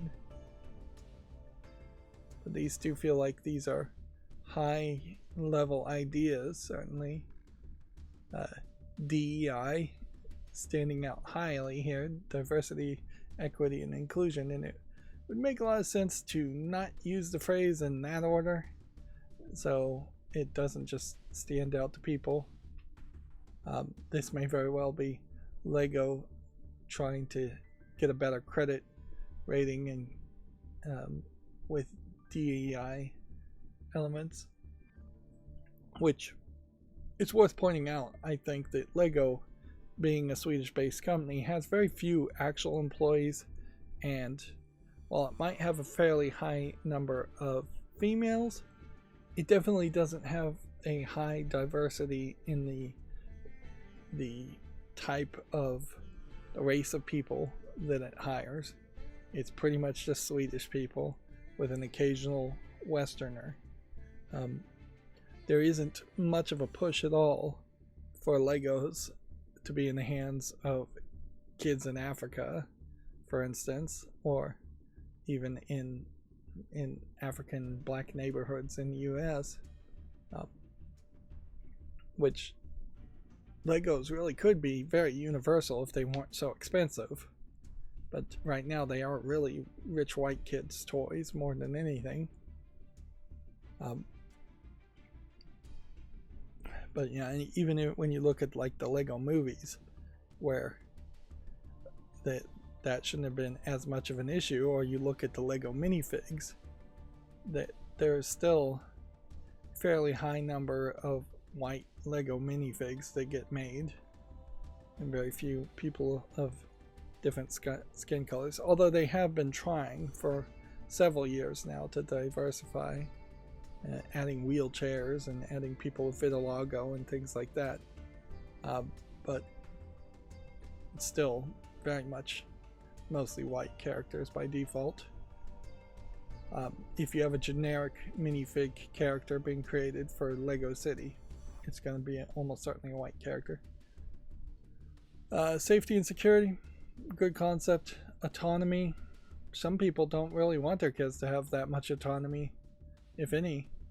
Competence, do you really need to be competent playing a video game, or can you just muddle through it? Emotions, relationships, creativity, identities. Now relationships is perhaps one aspect more than any that should be focused more, in my opinion, on kids. Certainly it is the case that kids just have all the opportunity in the world nowadays to not develop relationships, not interact with people face to face, not have any kinds of pre-romantic relationships, no cross-gender relationships, or even non-cross-gender romantic relationships. None of that is really encouraged in most cases, and then people wonder why new generations seem to be becoming increasingly involuntary celibate. But yeah, an announcement like this really is probably just going to be a lot of talk with very little actual implementation. This toolbox, I think, is not any actual software concept at all. It's interesting they're going with this pixely art style that's not actually Lego.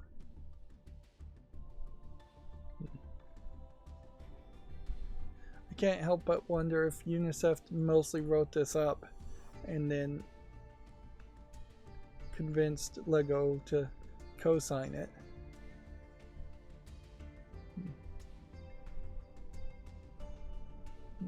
They're also promoting several other things here. They all look like these have been pre-made products.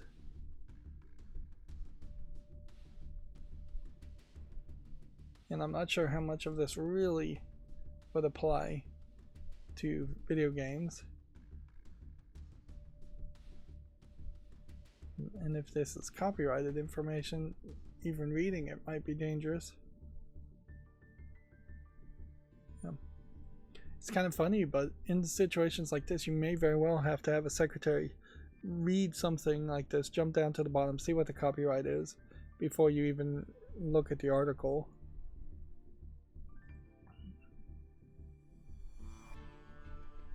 Yeah. It really doesn't feel like it's getting into the meat and potatoes. At least the FAQ part here isn't. There is possibly another part. Let's see what happens when I click on that one. Okay, well, you start off with kids sticking their tongue out and taking selfies with it, which is an interesting picture to decide to start with.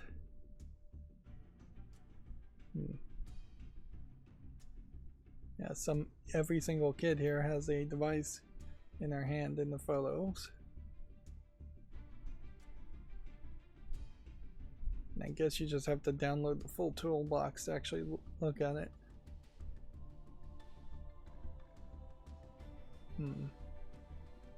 Which I just don't think I would. Yeah. I bet this is it entirely.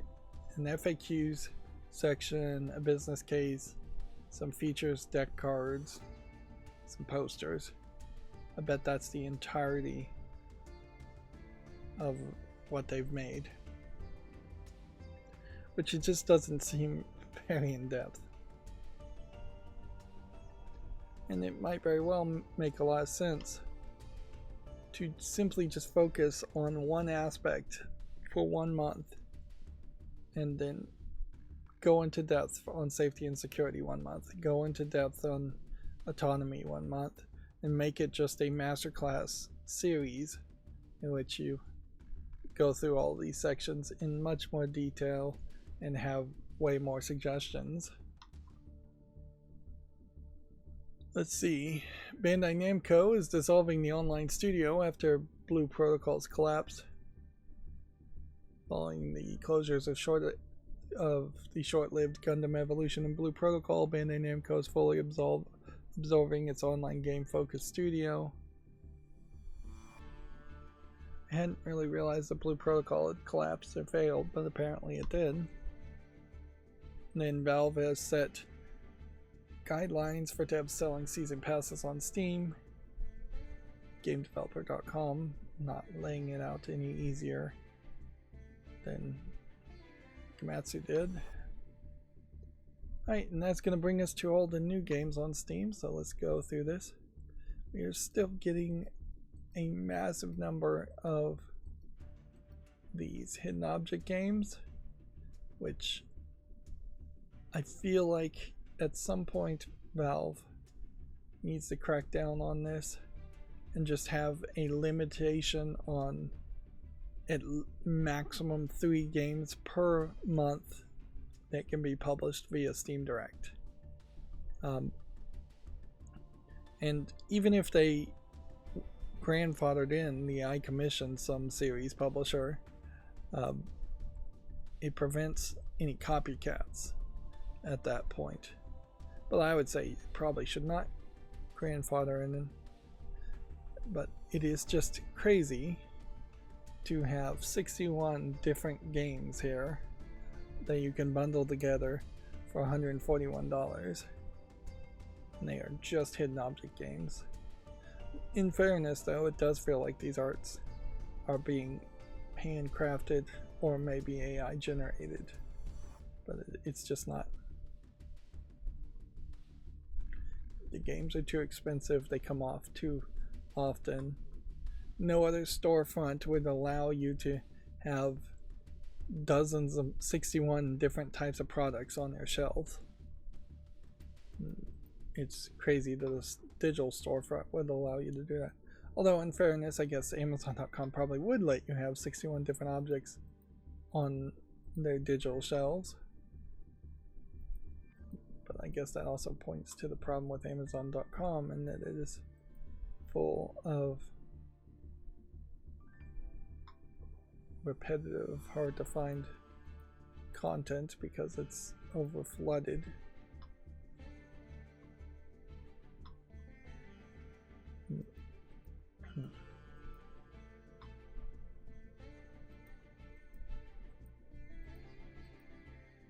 Is a Pokemon clone of some kind.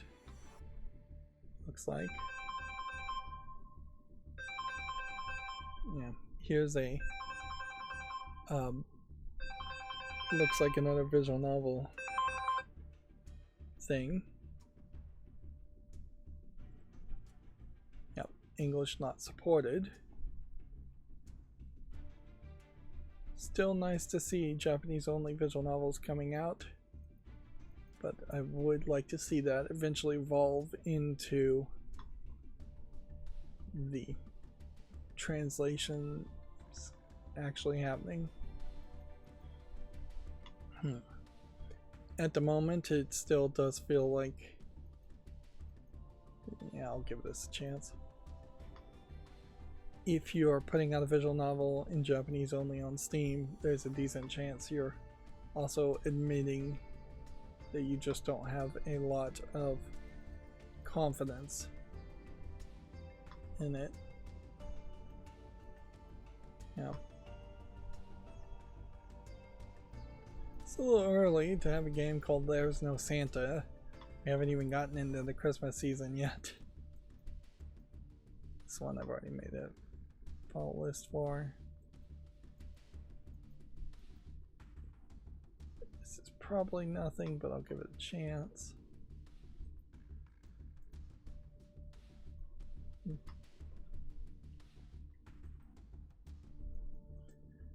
Inherently, I do have to admit, though, that my desire to limit the flooding of Steam is just going to be turning a small pressure valve down just a little.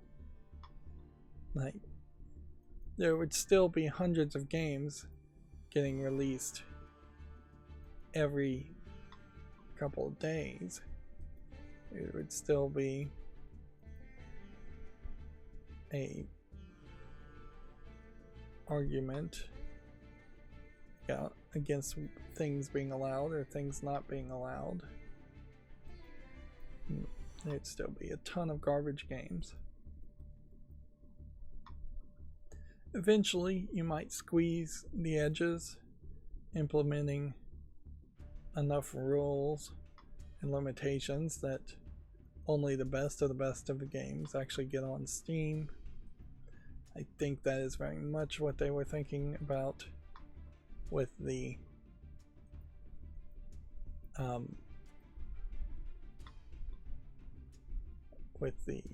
Stream Greenlight project. Is yet another game that's tagged with mature sexual content. And sure, I see this character has big boobs, but yeah. I almost just went right past that and made a YouTube short around it. Yeah, clearly my curation's still not working.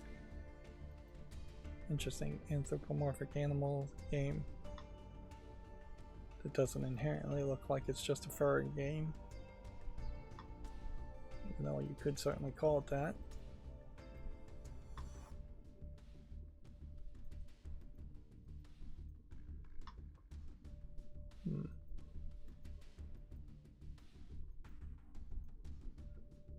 I think that would probably be how you fix the algorithm.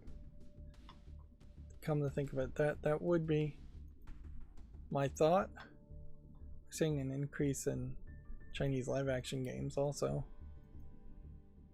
But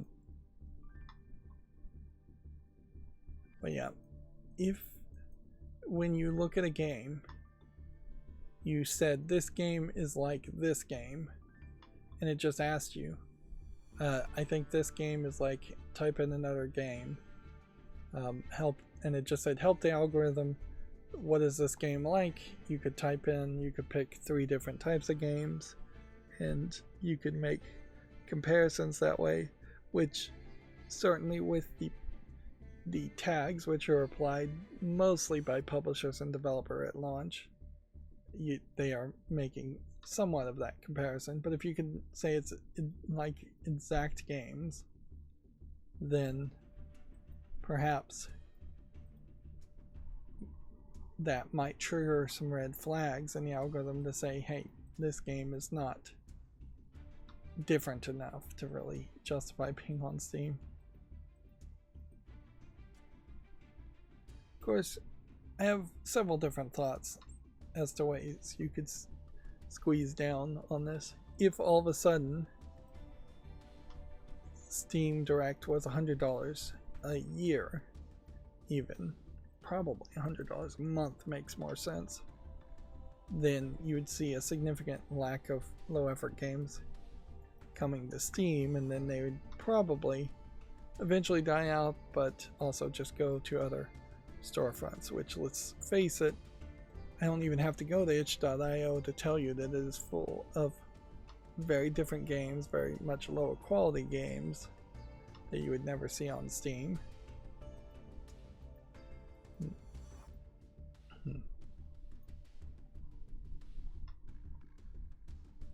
But yeah, if there was just a recurring fee that had to happen, that would make a lot of these low effort games. And one thing Steam in particular can't affect is the fact that there will just always be free assets put on asset stores to allow people to asset flip games, and there's never going to be any control on that aspect. There are too many places where you could probably get assets from torrents and such. Anyways, yeah.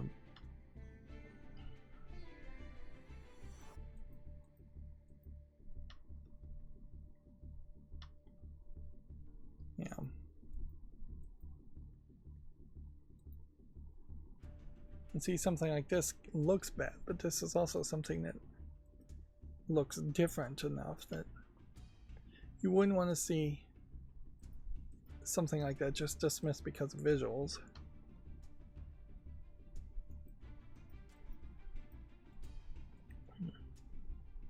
I guess inherently, the front page. Why is this showing up on Steam? Shadowhand has been available for a long time.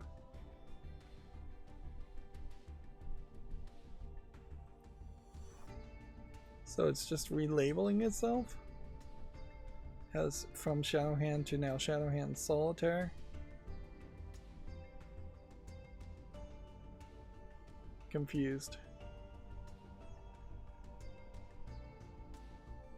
Says I don't own the game. Is this some kind of remaster?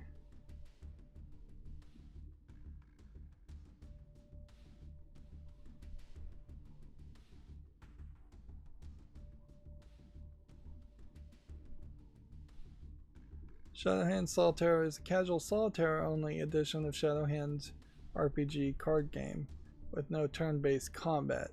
Gameplay is similar to other hit games in the series, such as Regency Solitaire and Regency Solitaire 2. So they have gotten rid of the turn-based combat elements. So a lesser game, but perhaps more attractive of a game. If that's the case, though, I have to question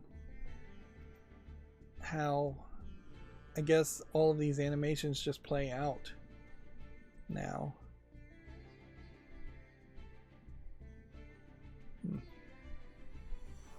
In fairness, I don't really feel like the turn-based elements were particularly good anyways around Shadowhand. Let's see if we can find Shadowhand and compare it. Where is it? Did they just straight up remove it? No, it's way down here. So yeah, there was these whole weapons and turn-based fighting elements that, and different equipment that was equipped, just overly complicated everything. That being said, it is also worth pointing out that Shadowhand was received very positively, so I guess to each his own. I probably would have enjoyed Shadowhand Solitaire more than Shadowhand. And then I'd assume Regency Solitaire 2 is also very positive. It would be a while before I'd want to go back and play it. Play a sequel. Because these solitaire games are kind of a hassle, to say the least, to play.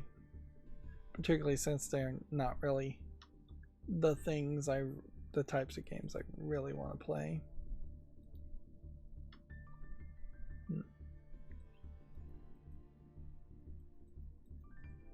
Yeah, I'm not sure I finished my thought, but yeah, if the front page was more connected with new games, if there was just 50% even, heck, let's go even down to like 10% of the front page was just devoted to absolute new games, then all of a sudden I think Valve would have to recognize the embarrassment that is games getting released on Steam consistently and handle it a little bit more.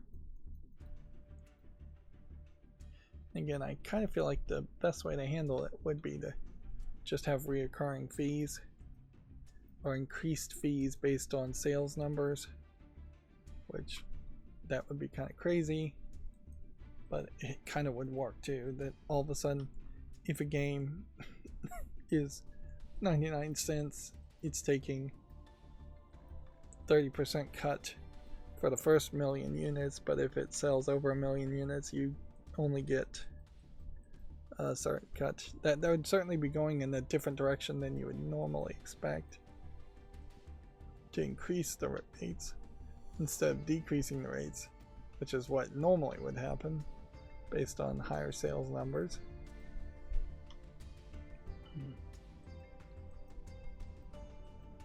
But yeah, I wouldn't even get that complicated. I would just say $100 a year, maybe $100 a month, reoccurring fee to be listed on Steam.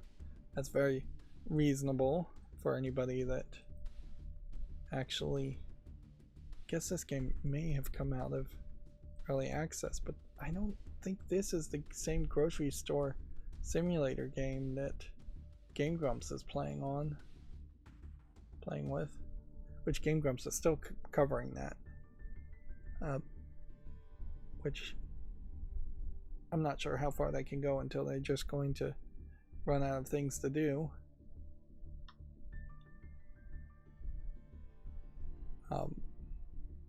SMR Hospital.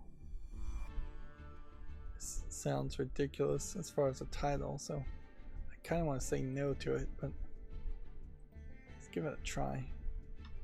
See how that's received.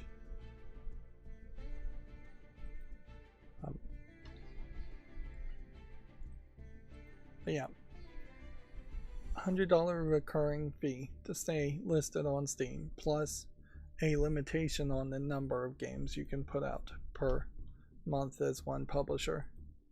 3 games per month at most, probably closer to 1 game per month for Steam Direct. Those 2 rules would not really target anybody other than the absolute worst repetitive posters and the garbage posters. And certainly it would force them, the asset flippers in particular, to try and create more accounts of different publishers so that they could get more games flooding Steam.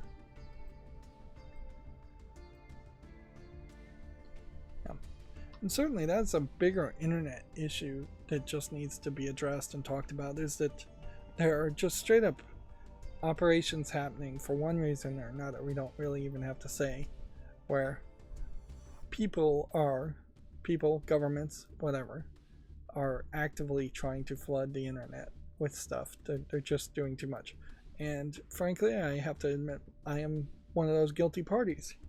My own YouTube page, full of 15,000 videos, is in part flooding my channel with content, whereas if there was some limitation there, my channel would have to work a lot harder. I would have to work a lot harder. Probably would just give up and not make any content if that was the case. But if I could only make a 10-minute video to review a game, that would be very, very difficult for me to figure it out and make content like that, even though I know if I did edit down all of my footage down to 10 minutes, it probably would be pretty decent 10 minutes of footage. Alright, well, I will double check the quality, although I'm not sure I can turn up the visual quality any higher on this. I don't know what else I would tweak. As far as the stream goes though, 0.1% frames were dropped by the network, 607 out of roughly, I believe if I've got the decimal places right, 500,000 frames, so in insignificantly small numbers. There was 198 frames that were dropped because of rendering lag, which is 0.0%. So everything seemed to work very well today.